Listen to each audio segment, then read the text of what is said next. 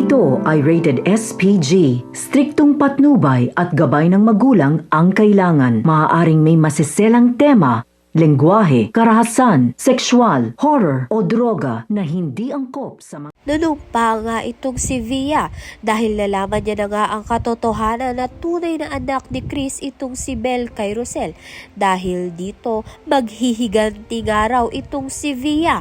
Dito na nga inaya niya nga itong si Belle na magbabar nga sila. Subalit ito ngang si Via ay may plano nga kay Belle.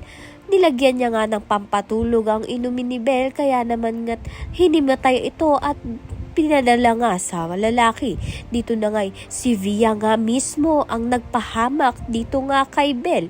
Sa kabilang banda naman nga alam na nga ni Rosel ang katotohanan na si Malu at Gomar nga ang may hawak sa kanyang anak na nawawala. Alam nga lahat nito ni Chris, subalit handa na nga ba siya na sabihin ang katotohanan dito nga kay Rosel.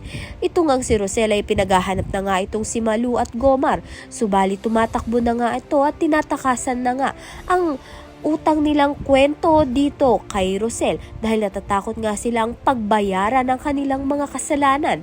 Kaya naman nga't yan at iba pa ang dapat nating pakaabangan. Maraming salamat sa iyong panonood.